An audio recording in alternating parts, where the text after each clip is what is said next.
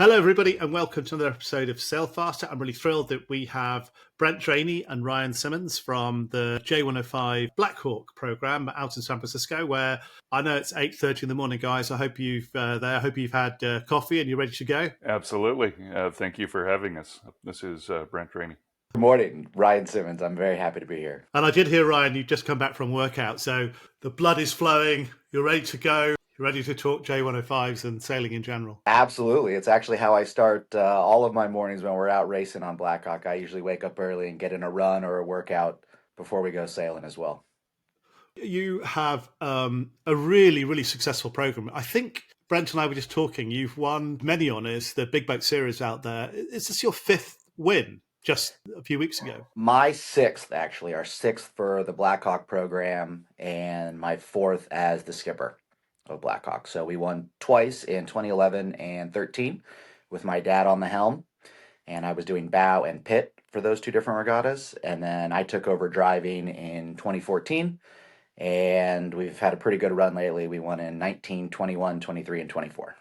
That's a pretty amazing run. Brent, I think you've been on the team for, again, about 10 plus years, right?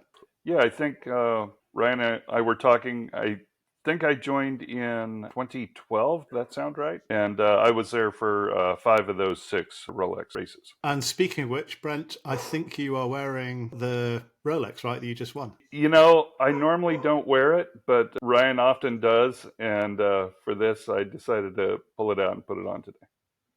And Brent is holding up the camera and it's blinding me with its sparkles and jewels. That's quite a prize, isn't it? Versus a mug or a piece of glass. That's pretty good. Yeah, well, it's certainly a great honor to be able to wear it. And it's a great honor that the J105 fleet is still honored to receive them as well. Rolexes are becoming rarer and rarer as the seasons kind of roll on. So it's good to have that opportunity. So let's go back to the beginning then. I'd love to know how each of you basically started out in sailing and racing. Ryan, do you want to go first? Yeah, absolutely. I grew up in Tiburon, Belvedere, really close to the San Francisco Yacht Club, and grew up doing some dinghies on the lagoon there. My dad bought a keel boat back when I was 8 and 9 years old. And it was a Baltic 38, which is kind of like a Swan, more of a cruising style boat.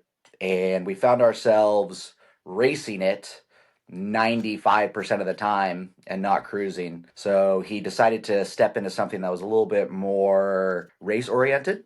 And we got a Bashford Howison 41, which is a Sydney 41. And that was a racer cruiser named Cha-Ching that we raced very seriously. And I got to be a member of the crew, started when I was 11 years old. And so that was my exposure to big boat sailing. I did a little bit of dinghy sailing through the junior program, a little bit of high school sailing, but I was always really drawn to the keel boats. I really liked the camaraderie, the teamwork aspect of it.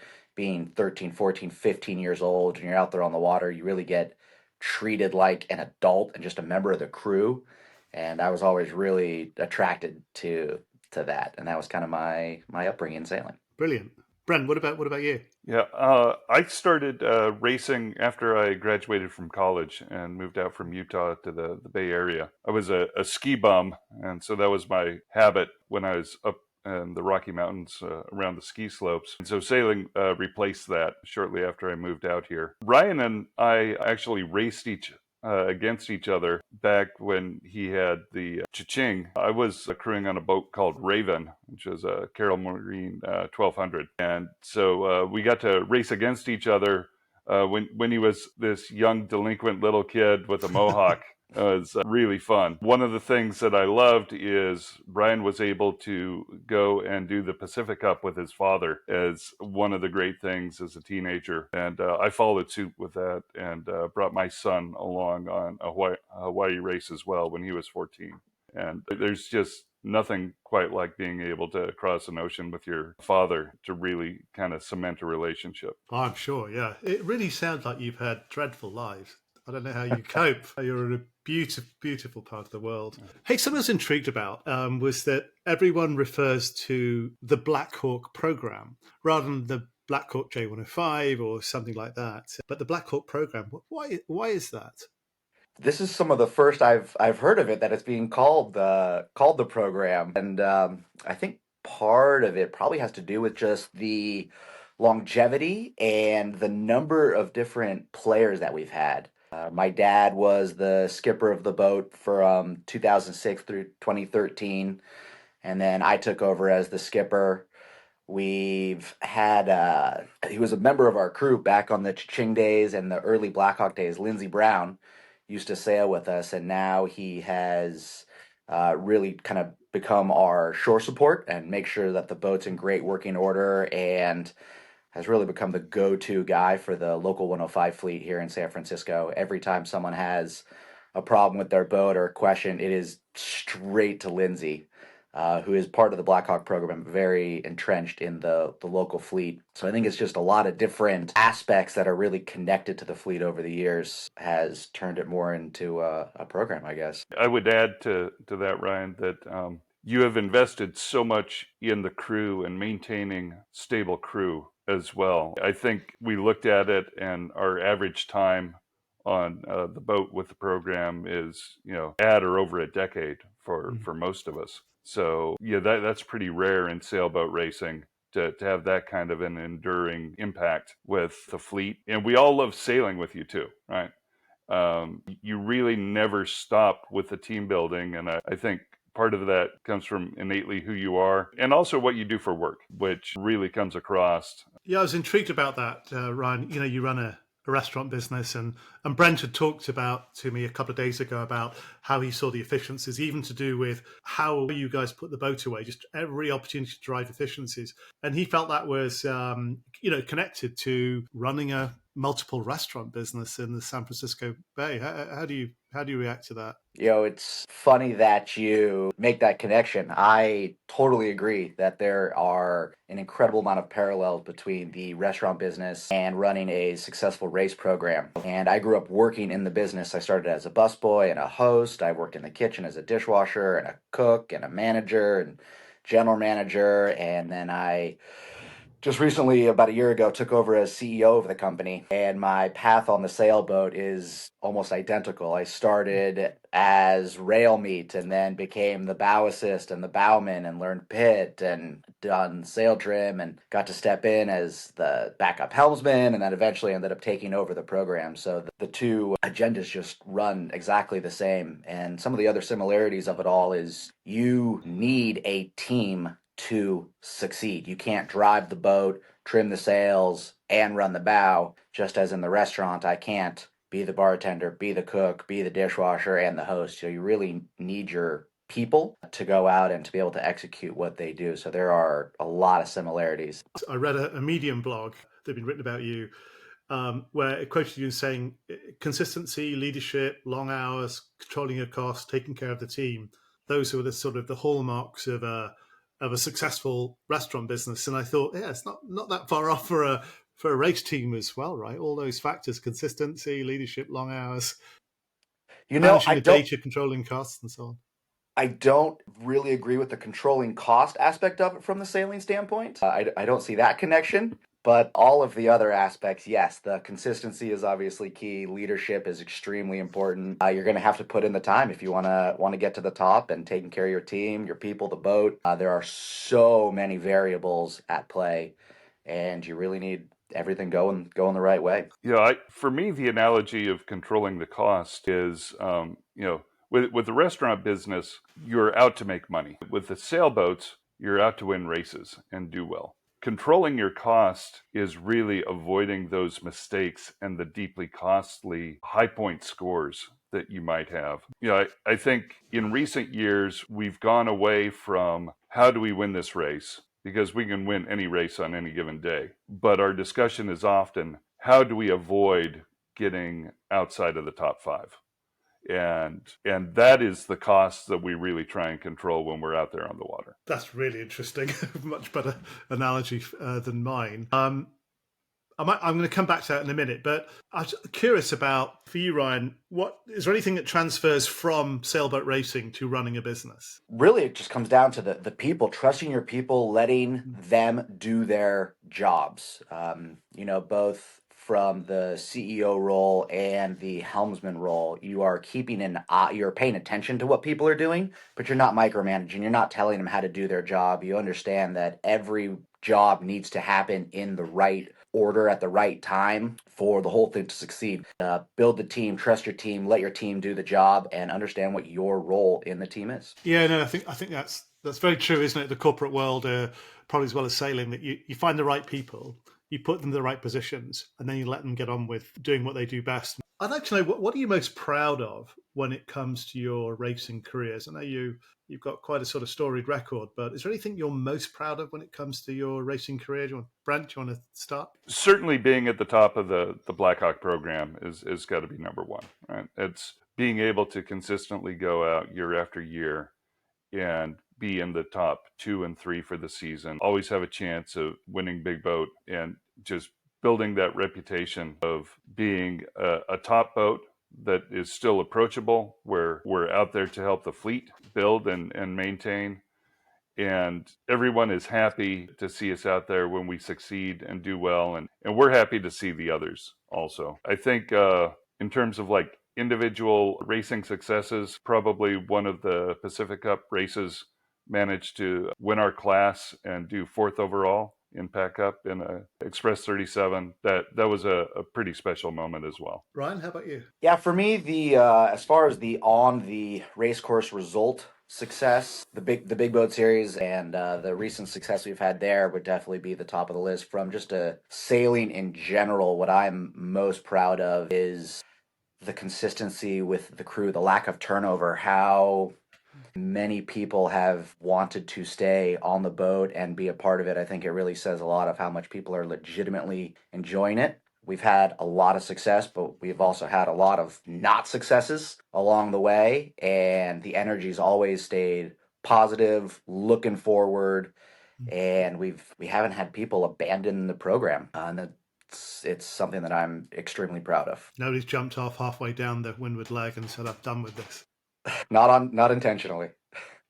Not intentionally. I'm curious about how much post-race analysis you do, whether that's sort of sitting down with a team and having a extended debrief, or whether you look at post-race data from your instruments or elsewhere. Just curious about that. Yeah, Brent, do you wanna tackle this one? Yeah, so I went through a phase of making sure we had a tool called Race Queues turned on.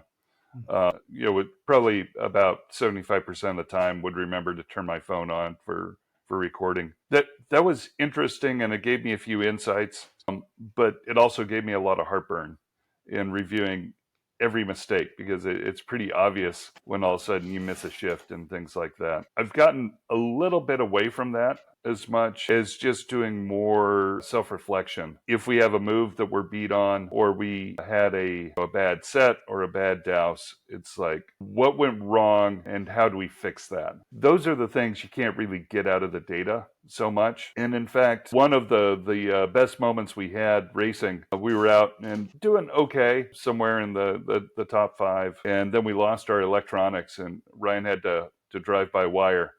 And we pulled off the best race ever, being blind with it without the data. So I think sometimes you can get yourself too wrapped up in the data and start imagining things that you're seeing with it, instead of just really being in the moment and then having some good reflections on what you just saw. I can share a similar anecdote, actually. At the Fall Series last weekend, our Triton Edge processor stopped working, and I had failed to charge our Velocitech properly. So we didn't have compass heading, nor did we have speed, but I had a very good tactician on board. We had our best results ever because he just got me to focus on the telltales, just focus on the angle of the forestay against horizon, and don't get distracted. Oddly enough, was our best day racing. Brent, when we talked a couple of days ago, you talked about, I was asking about the success behind it, and you talked about getting the fundamentals right, which is things like having a front row start, going the right way, clear air, minimizing mistakes, working on boat speed.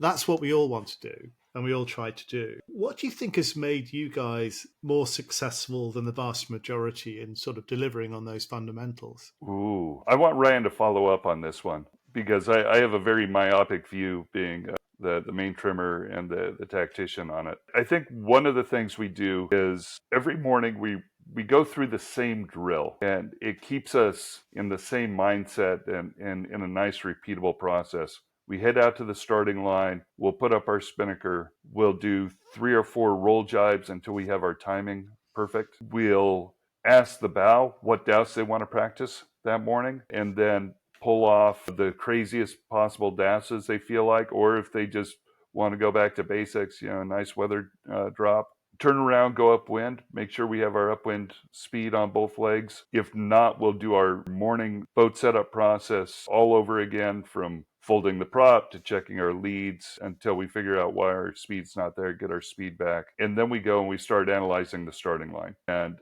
we'll always ping both sides. We'll ping them multiple times to make sure boats aren't dragging or swinging too much. Figure out which side of the favored end is there.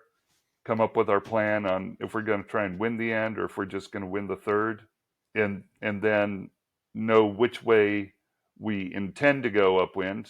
Maybe 70% of the time we get our choice, 30% of the time the choice is made for us, and we're digging out for our best alternative. And we just repeat that process every single day, and even between races we'll repeat it again. Immediately, first back to the line, pinging the ends, analyzing which way we want to go, what's the bias of the line, and just constantly moving forward with it. Don't dwell on the past race or things like that. We'll save that for the dock. And don't get into what the sports scores are or anything like that, and just keep the focus on the racing. That was pretty long, but I do want to hand that over to Ryan and get Ryan's insights, because that was just what's going through my brain. He probably has a totally different mindset with it. Thanks, Brent. I totally agree. We try and keep that same system and just eliminate as many variables as possible that could come in and derail us. As long as we're following the same system, as different situations come up, we are prepared for them, because you don't have to mentally think about XYZ, because you've already gone through that. One of the things Brent did glaze over, everybody knows it, is the boat speed, especially the upwind boat speed. It's absolutely everything. We're pretty quick upwind. We know that. We use it to our advantage.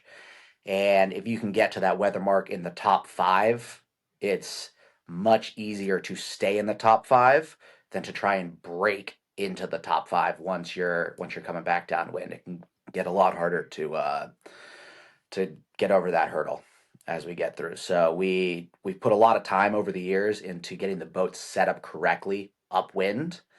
And then thank you, crew. They hike so hard, and it absolutely makes a difference. When we have close crosses coming up, we'll call for max push, and you can literally see the boat go almost a quarter knot faster when they give it their all. It's not a sustainable mode, but every extra bit of effort makes an enormous difference upwind. Yeah, I saw something that where you referred to seeing photographs afterwards of you going upwind and confirming, yep, we do the hardest hiking versus the fleet. So for you, that's a factor. It's the factor as far as I'm concerned. My wife, Kristen, sails with us, and I think she's the premier hiker in the San Francisco Bay. She's right in the middle of the rail. She is super flexible, and she is going to make sure that the rest of the crew is hiking just as hard as she is. And for you, is that getting the boat flat, or is that... Yeah, exactly right. So it helps keep us a little bit flatter, and where it really kind of shows itself is as we start to lose speed.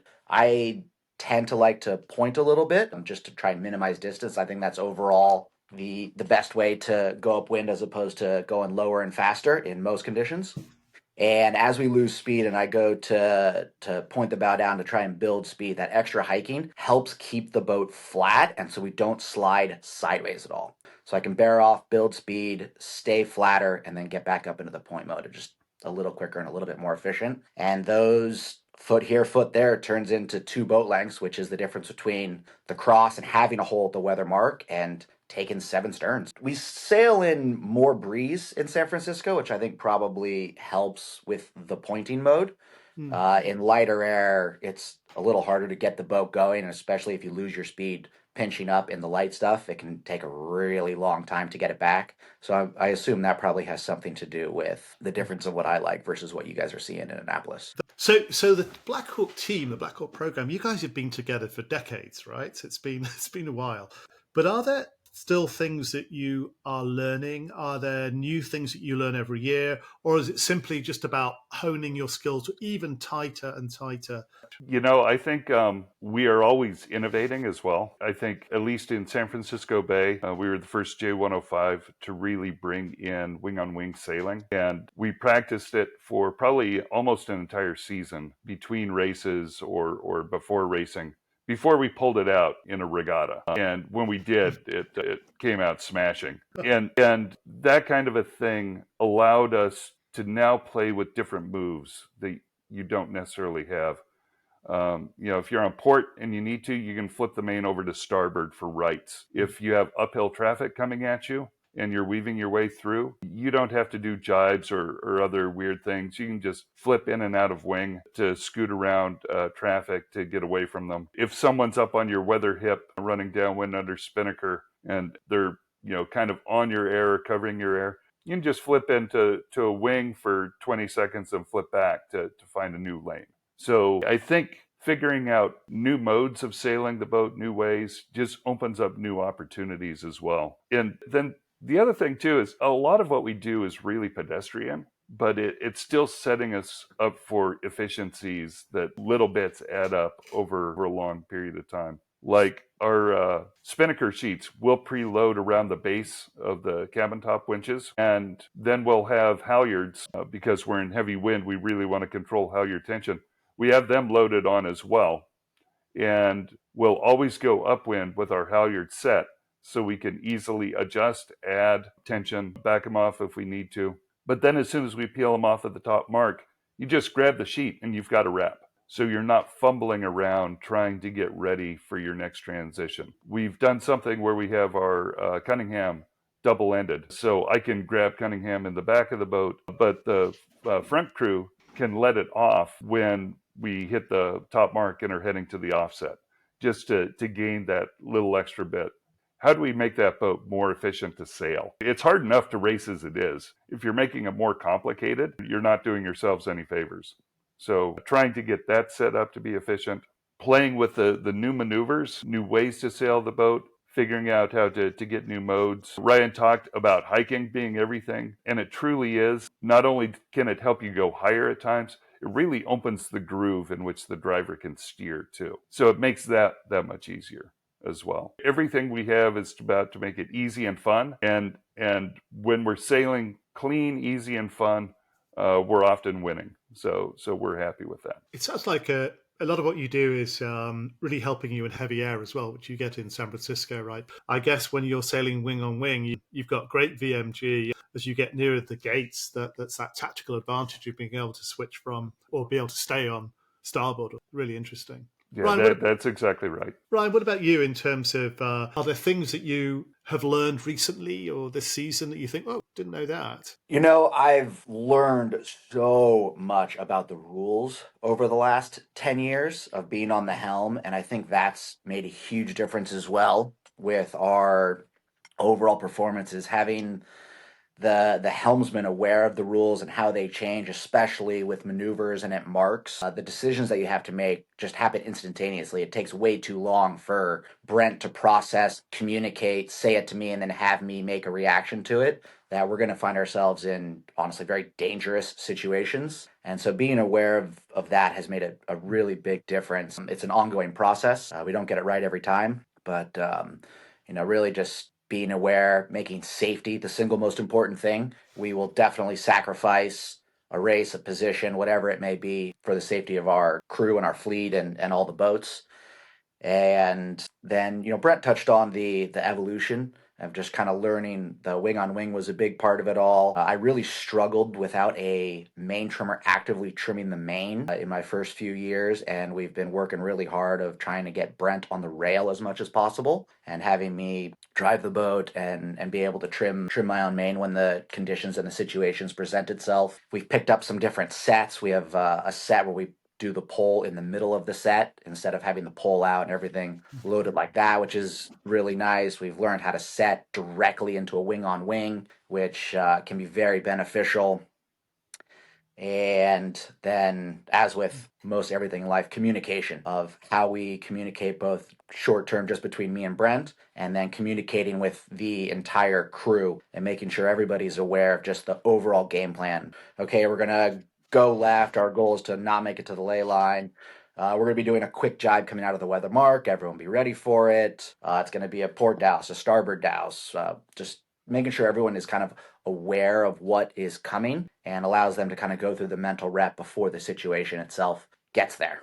You know, if we're coming in tight cross, we're not sure if we have it. We're either going to make it or it's going to be a last second tack. And everyone's like, okay, I'm going to hike extra hard and I might have to bail out in scramble mode.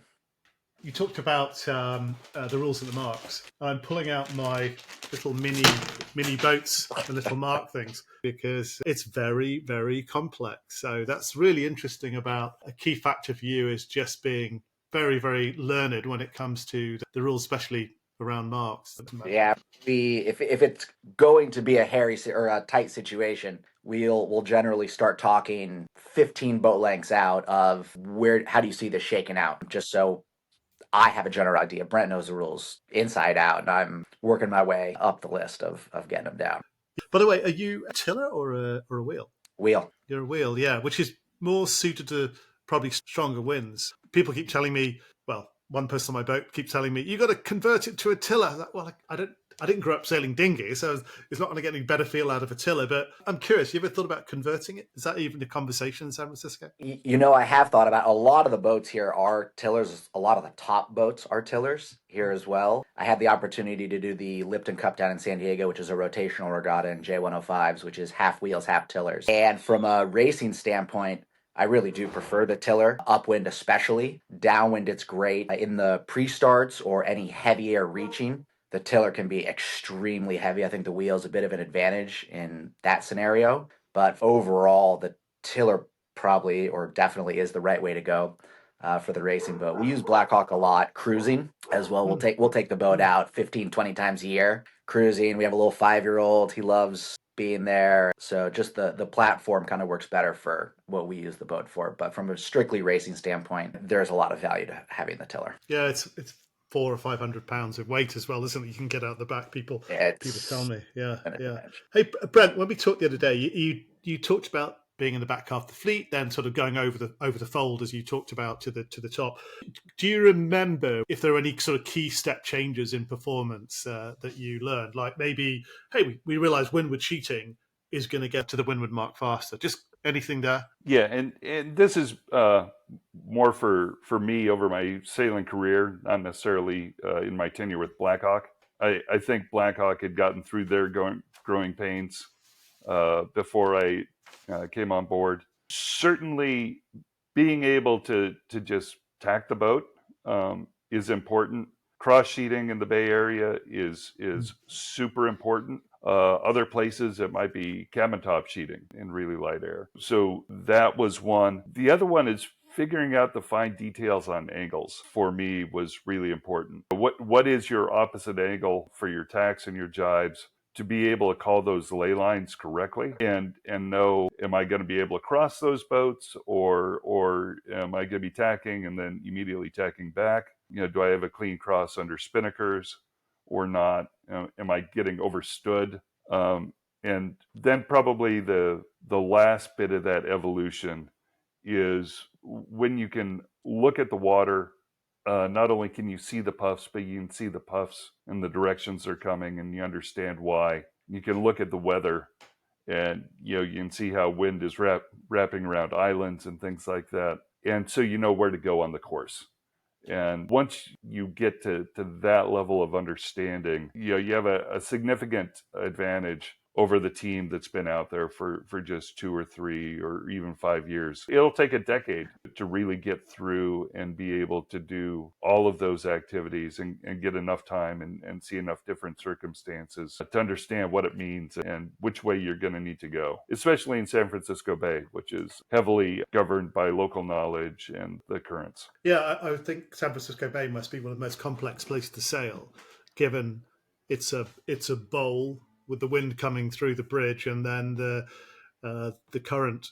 There's never a slack period, is there, in San Francisco Bay? There's always those tongues of current that you can see, and you guys know where those are going to be, presumably at what point of the tide cycle.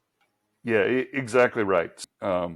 And you don't have to, once you understand the principles of the bay, you don't have to study the entire map to understand it. The South Bay will always go first if it's ebbing or flooding. The North Bay follows. The difference between going to the city front from relief or going to the cone is how many hours after max flood it is.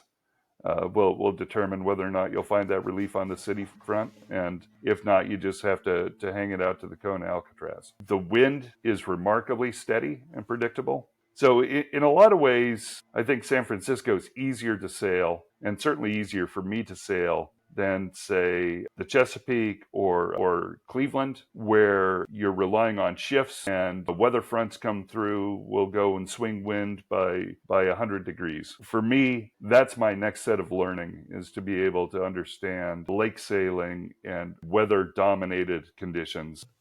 Brent, do they still have the bay model? They do. In Sausalito.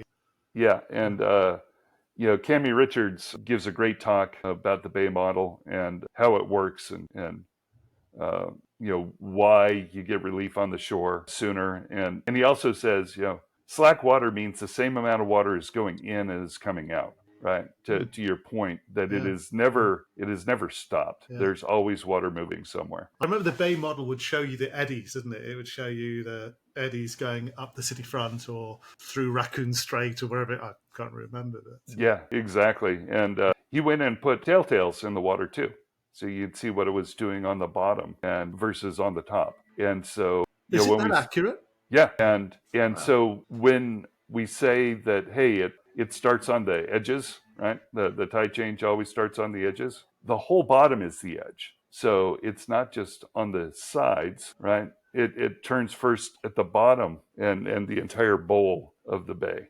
Wow. Right. So it's, yeah. Ryan, same question for you then in terms of the progress that you've made and the knowledge you've built. I mean, you moved into that role of being helm.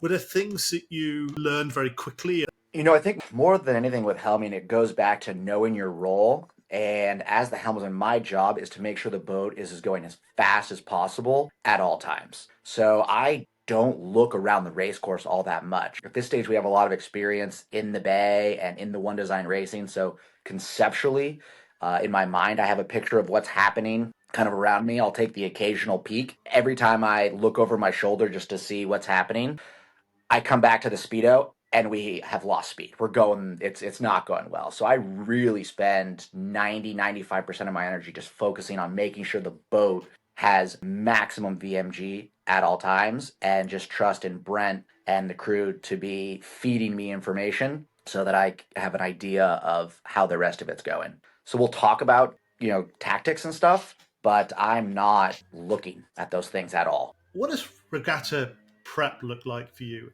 I always ask this question and I get a huge variety of answers. So it seems like a pretty straightforward question to ask, but in fact, you can unearth some interesting stuff. So what does regatta preparation look like for you and the team? And do you think there's anything you do differently from the other J105 teams in the area? So I think, number one, the machine has to be in perfect working order. If halyards are breaking, if winches are locking up, if the bottoms failed, anything along those lines, there's no way to go out and win.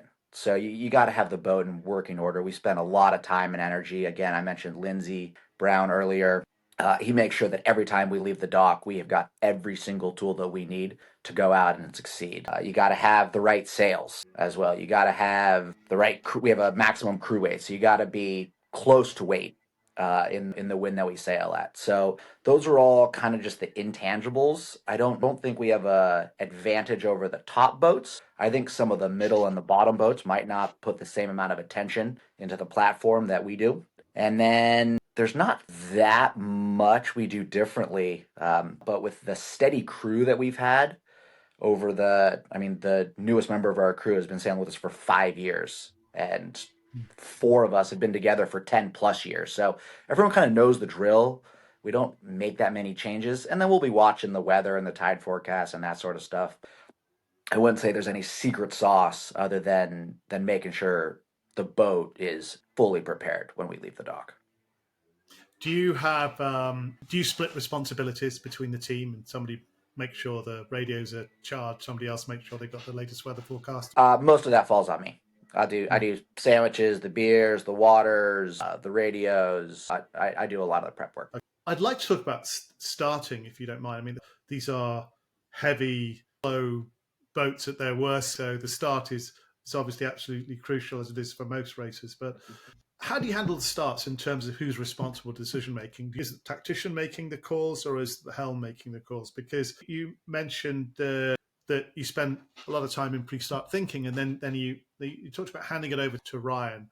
Yeah, so we'll go through pre-start, ping the lines, we're looking at the shifts, we're looking at how the wind is oscillating, and decide which way we want to go. We'll typically pick a third of the line, right? So we'll say we want pin third or boat third. If magically the fleet opens up either of the ends and it's easy to win an end, we'll go and take that, but we don't necessarily say, yeah, we're after winning the boat or winning the pin. About a minute and a half, 2 minutes, somewhere in there, we'll be on port, and we'll say, we'll pick kind of together, okay, what pack are we going to lead back? What hole are we going to go for? Everything after that is pretty much Ryan. I'll feed Ryan info on, I think we've got time to kill, or looking at it, we're going well, and we should just heat up and go. But at that point, it's really Ryan. And I do have to say, the instrument package that we have with BNG is really instrumental for us getting a good start. It keeps us in the box. We know where the ley lines are.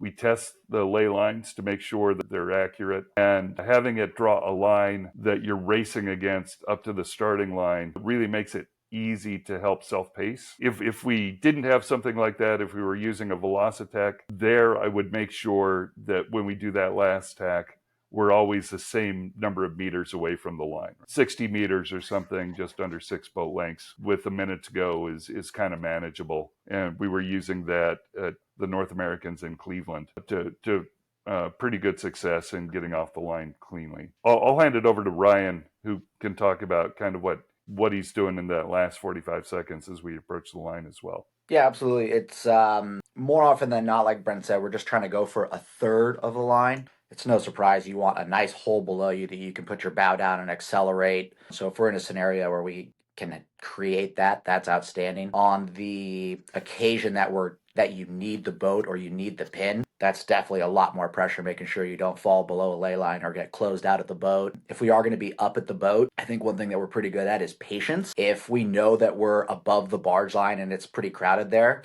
we won't go and put our nose anywhere there. We'll just kind of go head to wind and wait and let it clear out. If you're going for the boat, you probably want to go right anyway. So if you're late at the boat by 5 seconds, 10 seconds, and just tack immediately, you're still going to find yourself in clear air. Again, there's no real secrets to it all. The goal is you got to beat the boat above you and the boat below you. So making sure that you got your bow out in front of them is a big part of it. And then just pulling the trigger. If you can pull the trigger 3 seconds, 5 seconds before the boat's around you and start accelerating, there's almost no way for them to stop it. So really just timing that acceleration is key. Hey Brent, you were talking about the BNG. I know they have that starting setup where you can start to see the ley lines. It's really hard to see, isn't it? Yeah, we've got a bigger one that we mount in the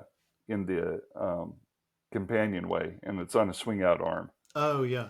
And so it's got to be closer to 11 or 13 inches. So I think for us, that's pretty good. The one thing I wish BNG would do, it's colored screen. I wish it would give more color indicators of, green, you're good to go. Red, you're over early. Yellow, you're right on time, or be careful with it. But in general, we found it fairly easy to adapt to. And I like it better than numbers from a visual. I can glance at a visual and know I'm ahead of the line or behind the line. If I have to do math in my head and I'm calculating numbers and trying to figure out how many seconds to kill, that's a little bit harder, right? I think the Vacros also gives time to kill where they calculate it, and that is certainly helpful, but you have to be careful because it bounces around quite a bit depending on your if you're accelerating or how the boat's pointing. And if you just glance at it for a second, you hit one of the high points, you could get a really wrong impression of where you're at. The Velocitech's got quite an interesting visual, hasn't it? It'll show you whether you're early or whether you're late. That's quite a good little tool. But again, you're looking at tiny little bars, which is 5 meters in front of you, so it's not that easy. Okay, last question for you, and this is a bit of a strange one, but you've stuck with the J105 for a long time. You're hugely successful in it. It's a great boat and a highly competitive fleet. But have you ever been tempted to switch to other platforms? One of the things that I've started to appreciate more and more is sailing on other people's boats is absolutely fantastic. And not having to run the program, and it really opens up the door of getting to be on a lot of different boats. I get to do other roles. One of the things I notice when I'm crewing on other people's boats is I get to look around and appreciate how beautiful the San Francisco Bay is and looking up the streets and the bridge and all that stuff. So I very much am enjoying getting my other fleet and other boat action sailing with other people. But what's the enduring appeal of the J105 for you? And there's plenty of the classes. I think it's a great platform for the San Francisco Bay. It's a slightly underpowered boat, and we get so much breeze. So it's a really good, stable platform. It's still a growing fleet. We've had multiple of the top local sailors either join the fleet or come back to the J105 fleet, to someone who used to own a boat. So it's something that people want to be a part of. I love the co-ed aspect of it. Most every boat has 1 or 2 females on board, which I think is a fantastic thing. I love the aspect that it does to our crew and to the fleet. And from just the general crew communication morale, I think it is different and better doing that. And the boats they're really perfectly suited for the bay, especially in the slot, which is where we do most of our sailing. It's a good boat for a rating system. Again, we take the boat cruising a bunch. What we do is we sail at jib only. We don't do any cross sheeting, so there's no boom, there's no traveler coming across. It's just a really nice, safe way to go out there. Brent, I'm curious. So you saw Ryan transition from the front of the boat to the back of the boat into the driver's seat, as it were. What was that like for you? For us as a crew, we were uncertain how that was going to go. And Ryan came back with a really mellow attitude to it. There wasn't a whole lot of stress involved, and he did really well. In fact, we won that first season, and I think it surprised us, and it surprised the rest of the fleet at just how well we were going to be able to make that transition. Where did that helming skill come from? It's from other boats, or... Growing up, having sailed in dinghies in the Sunfish and the Laser and the Lido 14, we used El Toros, the high school sailing in FJs. I had quite a bit of tiller time coming in advance to driving. I had driven Blackhawk around a little bit, not in the A series racing, but learning from a young age in those small boats is just, it's super important and really shows. I think every top sailor, I listen to quite a few of your Sailfaster podcasts, and every one of these guys that you're interviewing started in dinghies from a young age. And it's clearly, there's a reason that's where we all start. Okay, this has been fantastic time spent with you. It's really a privilege to hear from the Blackhawk team. So thank you, Brent Draney. Thank you, Ryan Simmons, for spending some time with Sailfaster. And congratulations on another Big Boat Series, another successful season. Thank you very much for having us. It's been a pleasure talking with you. Yeah, much appreciated. Very honored to be included.